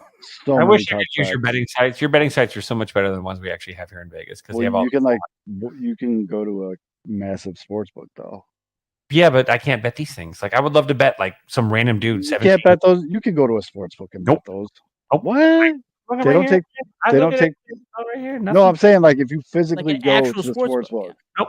No, if I went down to the Come on. They don't take prop bets. But they don't take them that deep. They don't get so extended like those betting sites do. They're not going to get like some like 4th receiver at 17 yards. You're going to get like how many yards is on Monday night. Hope he's okay. But I bet Nick Chubb under 85. You'll get that one, but you're not going to get. He's not okay. No, he's not. I am not. What that dude did to come back the first time. He's one of my favorite stories in football, but it made me sad. I bet it because I thought that it was going to turn into a passing frenzy. But it just those types of things we don't have here. So I can't go out like the other day. I wanted to bet Patrick Wisdom to hit a home run. I'm not going to get a Patrick Wisdom to get a home run bet in any of these sports books here in Vegas. They won't have him listed. He's too far down on the chart. You're not going to get those bets, which I love those betting sites. And the weird thing is that their home office is freaking right down the road. It's literally in the it's called Uncommon. A huge office complex in there, but they can't use them here. That's wild to me. You would think in Vegas you would have more. Yeah, I mean the apps are for the casinos. So like I use the Station Casinos one, which is okay. Well, William Hill. I think there might be we all know the sayings. Vegas wasn't. There's a reason the buildings are made out of gold. Whatever. Mhm. Maybe they're onto you, though. But maybe they know if they keep offering these props, the sharp guys like you are going to keep hitting. Yeah, that's true. That's why they're only offering the one that's gonna If you- bring in equal money. And That's the thing. If you do it nationally, you're going to get shitty bettors, more shitty bettors, because everybody can do it. Here in Vegas, at the books, the sharps aren't those. They're not going. They capitalize on these mistakes. They're sharks. Oh, So they're also here's going to some, be betting Braxton Berrios right. over yards. here is some breaking that's news. great. And touchbacks, for example. That's a good one. Just because, let's just continue on the randomness of this episode. It's reporting that American writers and producers are nearing a deal to end their ongoing strike. Okay. You know who the contract's being written by? ChatGPT. Wah, wah, wah. Sorry. You know, 'Cause they must Mother- have seen the Bear story, be like, "Hey, boys, we need to get the script back on track because it's gotten too off the rails." They heard that they were going to make another Fast and the Furious, and like, shit, we need to get some writers fast. So, yeah, dog. I actually trusted Mitch. Mitch is 0 for 2 giving me bets. Ooh, that was a rough. Oop. Mitch is 0 for 2 giving me NASCAR bets. I'm done taking Mitch. I do have to say that is why I don't gamble a lot, but I just can never give out picks for that reason. Because if you do, and if you get someone excited for it, and then they do it, and it doesn't hit, you feel like the worst person alive. So I always do the same thing. Like when people ask me for fantasy football advice, they're like, "Oh, should I play this guy?" I always say, if it was my team, this is what I would do. And then you could take that and do whatever the fuck you want with it. With gambling, I'll throw the picks out there, but I always think of Brick Top in Snatch. If I throw a fucking dog a bone, I don't want him to come back and tell me how it tastes. So if you want to take my advice, take it. There was a couple guys that took that 4-leg parlay that hit on Yes. Sunday, and they were tweeting at me like, "Oh, thank you! Like I made some money off this shit." That's awesome. I feel great doing that. I am not a professional gambler. I'm some jerk off on the south side of Chicago that fucking bets $50 to $100 on these stupid things. Like I'm not a big shot, but I just like tweeting out there. And if it hits and some other people made some money off it, fucking great. If it doesn't, I don't give a fuck. So that's where that is. What other random topics can we talk about on this show? Well, Kevin, didn't you want to go into that documentary? Oh yeah, the documentary. That was actually really good. It was called the Saint of Second Chances. Yeah, and it was about Mike Veek, right?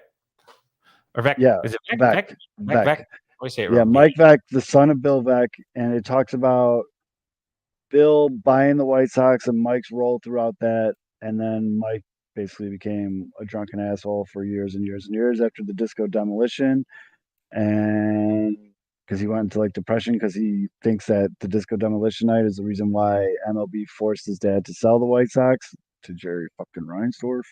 Oh, what a tough series of events there. I was watching it and I'm like, you motherfucker, your stupid disco demolition night is the reason why I'm fucked by Jerry Reinsdorf. Here's the thing too. I love the I don't know if you noticed this. Did you notice who was playing Mike Vec? Yeah, Charlie. It's Charlie Day. Yeah. Yeah. Charlie, I was like, wait, I know the voice. I had And to then- look it up because I didn't believe it was him. Because I was like, Right. why the fuck is Charlie Day doing a Netflix documentary? I don't know what he has to do with that at all. Like, but No, I maybe looked he's it up also because Mike I looked it up because I didn't believe it. But yeah, it's on Netflix. It's definitely a good watch for baseball fans, not just White Sox fans. But I mean, if for those of you that don't know, Bill Veck's like the guy that came up with the exploding scoreboard, the fireworks after home runs. He did all kinds of crazy shit because he had this crazy fucking idea that baseball should be fun. The idea box. The Yeah. idea box was so cool, like written on bar napkins and match boxes. Yep. They would just put it in this box, and when there was a fire at the house, Mike Veck's job, number one job, it wasn't even to get like his siblings out. It was get the idea box. You're in charge of getting the idea box if there's a fire in the house. Like, because they would just put these, they'd get drunk. They would say, go to the office, right? And they meant going to the bar. And they would just drink. I mean, the whole thing is about like the fact that the Veck family was just the best ideas really do come when you've been drinking with your friends. Yep. Same, other than that one time at Bangkok. And then I also, yeah, he definitely did use his peg leg as an ashtray. But I loved how the kid, Mike Veck, would always just be like, you need money? I got an idea. Like he just keeps saying that throughout the whole documentary, like trying to justify the things he did. And the disco demolition night was a complete shit show. And it's turned into this whole big thing where now people think it, people call it racist and like all this other shit. But you could tell in the interviews he was doing, like he was so fucking sincere and being like, I just thought the music sucked. We did a disco appreciation night, so I was just trying to bring people in. I wasn't trying to be racist. I wasn't trying to hurt people. I'm sorry if anybody got hurt by that. Like you could tell, like he was sincere in that. Like there was no like the part where he goes, and shitty that was motive. when I saw the guy sliding down the foul pole. That was when I thought, oh, that's one of the bad things that might happen. Yep. He was like, oh shit. He didn't even think that there would be something bad. He was only thinking about how much fun this would be. And he was thinking about the entertainment value of it all. He didn't think about what would happen if some idiots. Bro, he said traffic was backed up from Comiskey to fucking O'Hare. Yep. Do you know think about that for a second. Do you know how fucking insane that is? That's like, oh my God. When he said that, I was like, hold on, dude. And like, that goes like through and around the city and then another like northwest. Like, that's fucking nuts, dude. I like this stuff. What do you think about the Daryl Strawberry stuff with not the Schaumburg Fighters, the St. Paul Saints, where he played for them for a year? Was also kind of a cool little part too. The funny part about this comment from Yeah Dog, where he goes, Mr. Z was there and his buddies were like, let's go on the field. And Mr. Z said, you're out of my mind. My dad is CPD. You were actually right until the last part. My grandpa wasn't CPD, but my dad was there with his friends and they probably did go on the field. But yeah. That's funny. So, would have thought how the Bee Gees is the reason why you guys are owned by Jerry Reinsdorf. Right? You can think. Fucking, and you know what? Disco does fucking suck. Most of it. Oh, whoa. Disco stew? Tell me you haven't walked down the street once or twice in your life feeling and you're feeling that, and that's the song in your head. That song's what playing. I will say, disco did give us a lot of things musically, like even just the samples that are being used today from disco tracks, but disco as a majority sucks. I mean, it did give us Sylvester Stallone in a gigantic long fur coat. Hey, my dad is Mr. Z too. Yeah, dog. We got things in common, bud. They're both on the field together. Yeah, maybe they probably were drinking some Schlitz, pull tabs. But yeah, no, that's a wild documentary.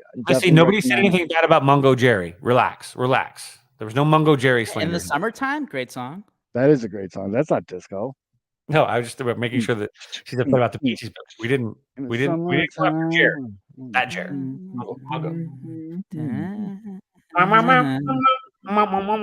Amazing song. Yep. But sorry. Yeah, that I didn't realize how big of an asshole Steve Dahl was. Like that was another part of it that I didn't know. Like I didn't know. I knew he was like a shock jock, but I didn't know that it was like. Oh, he was worse than Mancow. Yeah, I didn't know it got that bad. Let's just put it that way. I didn't know he was like really homophobic and also. Oh, okay, yeah, dog. Thank you for including a picture. He just sent me a picture. He tagged me in a picture of him and Mr. Z.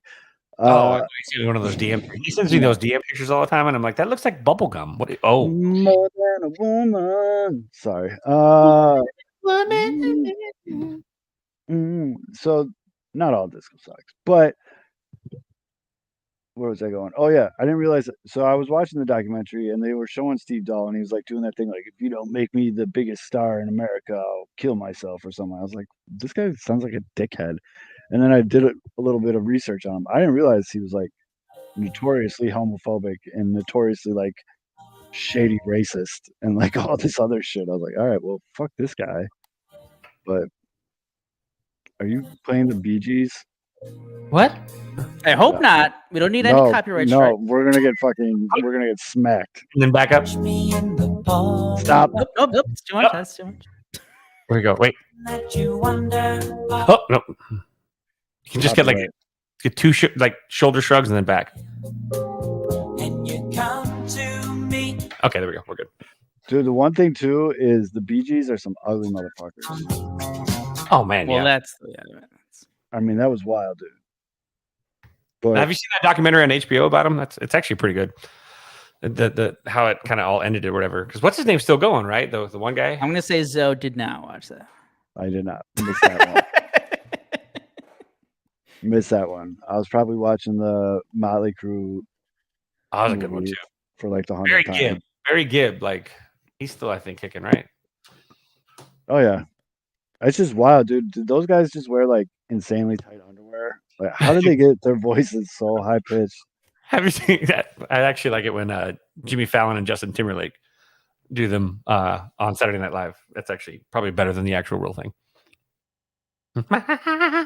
Yeah, that's.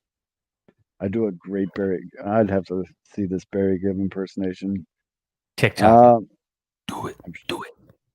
But yeah, I've been in this weird headspace thinking about how garbage of a time it is to just be a Chicago sports fan.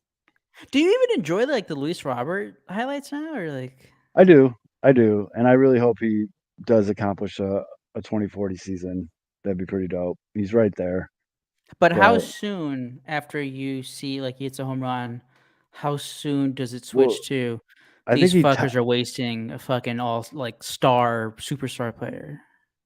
Well, if he wasn't thinking about it now, he is. Geez, well, no. Because I think he's tweeted it out. It's like, well, way to fucking waste it. Yeah, you wasted every time the White Sox do like a photo infographic of like how amazing Luis Robert is. I like to quote it and be like, "And you fucking wasted it, you pieces of shit." But he's young enough where they can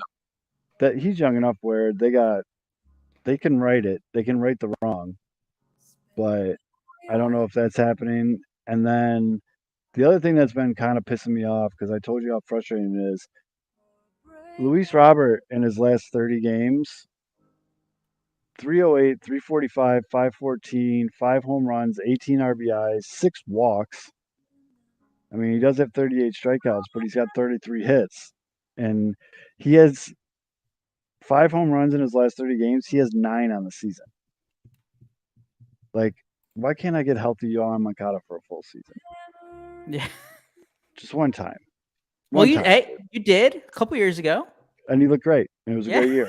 Yeah. He was like a top 5 third baseman that year. And then, I don't know. That's another reason that's crazy annoying, dude. Like, there's a lot of very, very, very, very annoying things. I swear to God, Fitz, if we get copyright pinched, I'm going to be so fucking pissed off. It's sampling. It's only sampling. Montage is parody. Dude, I keep getting those fucking warnings from X or Twitter or whatever the fuck it is. My account gets fucking shut down almost every other day because they go back and find shit from like. Really? Yeah, I get shit all the time now. It's annoying, and they never really shut it down. They're always just like, if you read this, we'll turn it back on, and I just click yes, and it's just done. Like, it's the guy you're worried about with copyright over here has never gotten one of those. Yeah, 6 seconds or less, or YouTube will be up your ass. But that's just it drives me insane, dude. Like, I've been doing really good with, not drinking and all this shit, but like it makes me want to drink, especially when I see like Chicago. I really want to try the Chicago Sports Bar whiskey or bourbon or whatever it was that they were advertising that they got. I heard it tastes like Poor Life Choices.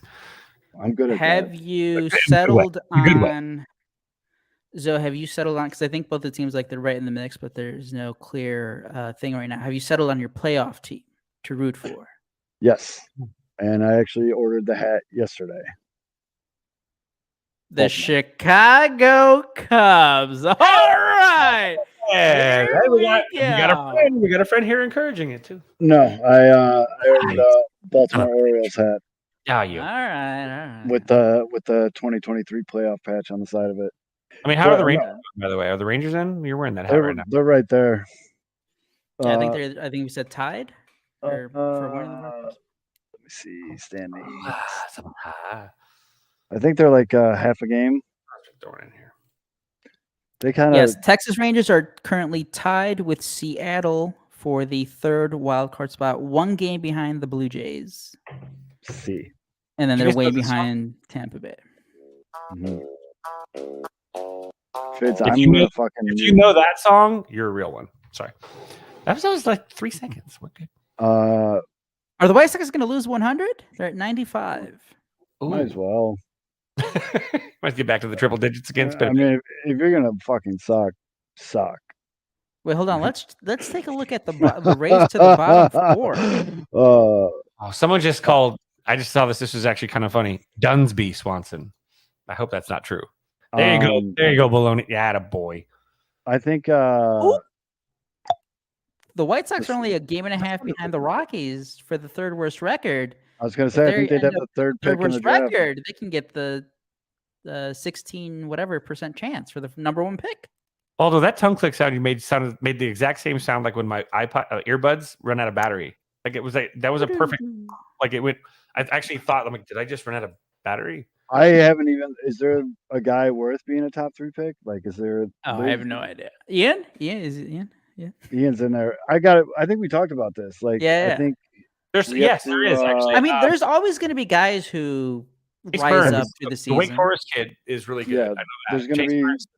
There'll be a couple guys that have great collegiate years. It seems like a lot more than ever. We're seeing guys coming from. It was like a long run of high school kids. Well, there's a two-way player coming out of Mississippi though. Keep your eye on a guy that actually is a third baseman and an outfielder, and then a really good right-handed pitcher too. So there's a guy that might be I think this is a new thing. We're going to see this a lot. We see the Cubs have Nazir Mule, two-way guys, and say, look, we'll see how you go with your arm. And playing the outfield is low leverage. I mean, Nazir Mule with the Cubs, a lot of two-way guys in disco. You got Cam Caminiti, the cousin of Cam Caminiti. So he looks like he takes a shit while he hits. I mean, who was it in the 60s and 70s? Who isn't? Peace and love. But Chicago sports is fucking. I don't think I'll go back to beer. I don't think I'll ever go back to beer, but I think I'm gonna. I think I'm gonna go back to sipping the brown stuff. When we do a subathon, we got to organize this. For every 500 new subscribers, Zoe has to finish a bottle of your favorite scotch. Bourbon. There you go. In one sitting? Do we want him to? No, like we have to keep streaming. So like it's we it's keep like a going. telethon, dude. Like so like we just keep going. Oh, so like you got it would be like a 24 pack of. Yeah, so like let's say like we're at right now we're like in the mid 5s or whatever. We'll say like we'll start off slow. We'll be like, all right, for every 100, between all 4 of us, we have to finish 24 beers or whatever. Yep. And then we keep going to the next level. It's like, all right, if we get to 500, Zoe has to we have to keep streaming until Zoe finishes a bottle, or maybe not that much, whatever Zoe's comfortable drinking. A bottle's that's a lot, buddy. Like a pint of, I don't know. I mean, is there something in the middle of a pint in a bottle? Because that's like the middle ground. Every new 100 let's go with subscribers. Kevin does like 3 shots of Malort. I need Malort. Someone's got to send me. Yeah. Sorry, I bricked on that, dude. I know you asked me to, and I completely fucking forgot. So don't worry. I found out it wasn't his birthday. It was a half birthday. That son of a bitch. He had a birthday. I'm not sending you a fucking bottle of booze for some asshole's half birthday. I know it's your fault. Sorry. I gave him one of those. I gave him a fucking pop of a Marvel character. I gave him a. We get to 1,000. Mitch has to do 5. Mitch has to start taking. No, Mitch is a young, handsome, single man. He needs to like take his shirt off or some shit. He could like have pieces that just like. Yeah, Mitch is losing wardrobe. As the create like a Velcro thing, or like a mock turtleneck. Yeah, Mitch rip off pants. Yeah, Mitch is losing wardrobe as this goes on. No, people would subscribe for me to keep my clothes on.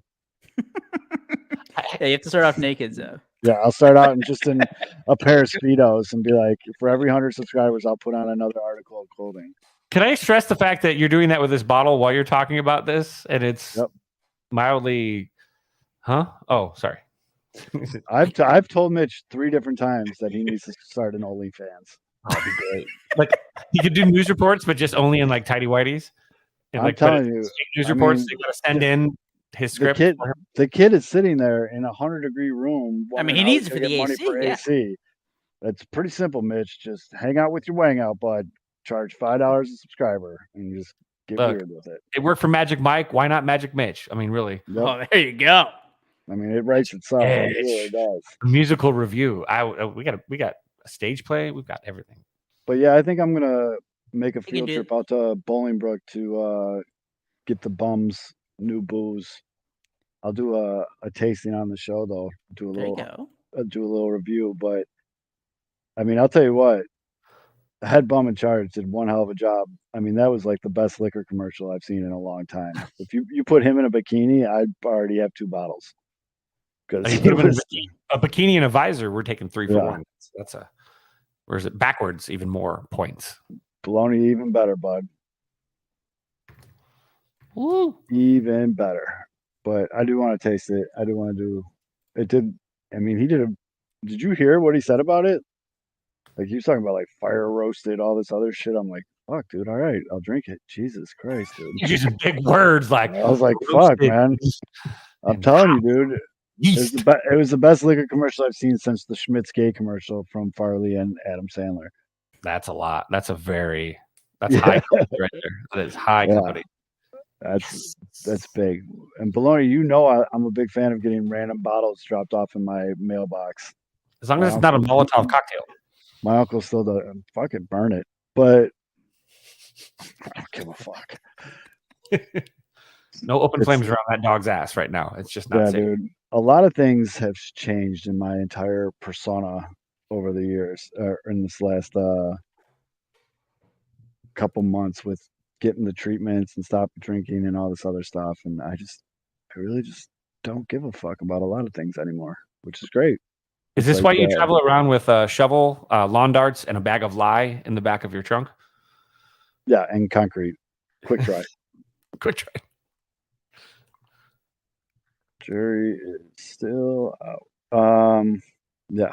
So I don't know. You guys got anything else you want to talk about, or you want to wrap this one early? Because the Cubs had lost, right? So you The guys Cubs did lose. Yes. Yeah. 6 hours. No, I don't need to talk. I'm actually in a good spot. Read the book, A Subtle Art of Not Giving a Fuck. It's a great book. I've lost weight, gained muscle tone, fucking better diet, cooking, just happy, dude. Besides Chicago sports. What does he say, cable guy? I got checked out last week. Not a drip. Not a drip.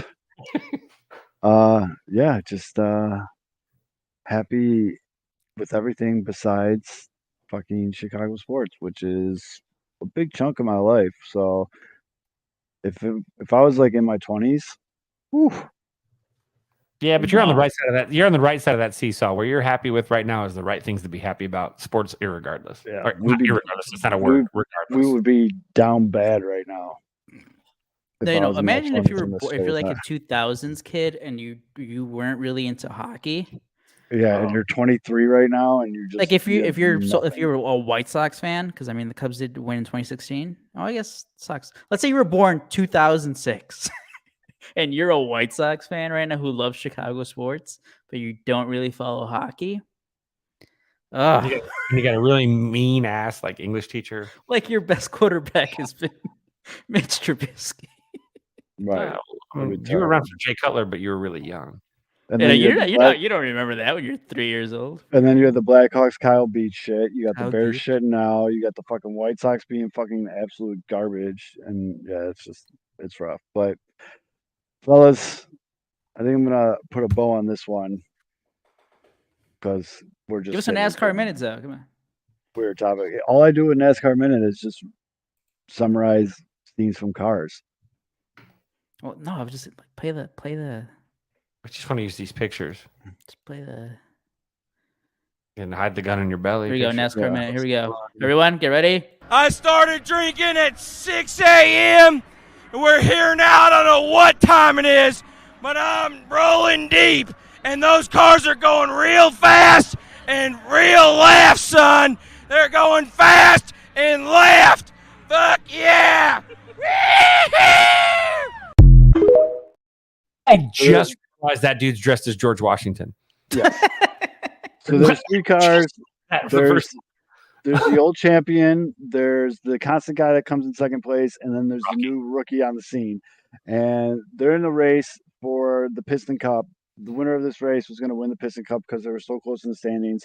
And then the young gun, a little guy that goes by the name of Lightning McQueen, had like a 2-lap lead, but he was being a real dickhead to his pit crew. And they kept telling him like he needs tires and all. He's like, no tires, just gas, because he just wanted to absolutely mud stomp on these other 2 older guys. And I'm pretty sure, by the way, that Chick Hicks is an alter ego of Ken W.O. But anyways, so Lightning McQueen gets this big lead, and then all of a sudden, dude, pop goes a tire.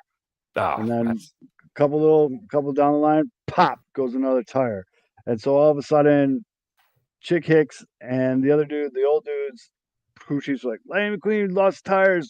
So they speed up really quick and they catch up to Lightning McQueen, and it comes down to like a photo finish, dude. Like a photo finish, like as close as it can be. Lightning McQueen is sticking out his tongue because cars in this movie have tongues, and his tongue crosses the finish line at the same time as Chick Hicks and the other old dude. So boom, 3-way tie. Huge disgrace to Lightning McQueen. He thought he was like the big shit. Like he was ready to do his victory lap and all that shit. Chick Hicks thought he got it.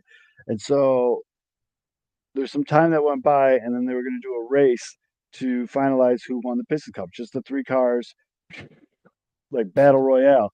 On the way to the race, Lightning McQueen got detoured because he fell asleep in the back of his trailer and ended up in a small town called Radiator Hills, where he learned how to be humble, learned a lot of life lessons at the time. And so he ended up getting to the race just right on time. He was a little late. Everybody was freaking out a little bit. The old G fucking spun out. Lightning McQueen was about to win, slammed on the brakes right at the fucking finish line, said it's just an empty cup, went in reverse. Chick Hicks fucking kicks it into gear. He wins the race.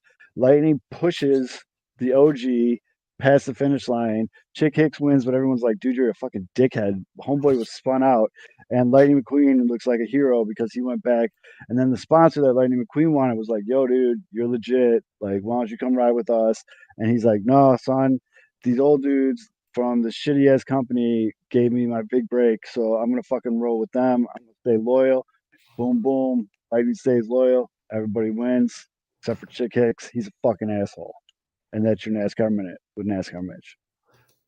Oh, wait, didn't do it right. We got it. Hold on.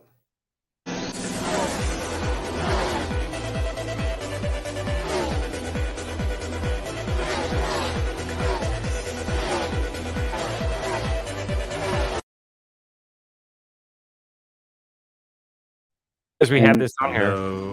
Hello, nice to see you. Should I go with these? Or should I go with these? What do you think? There we go. That's the story. That's the story.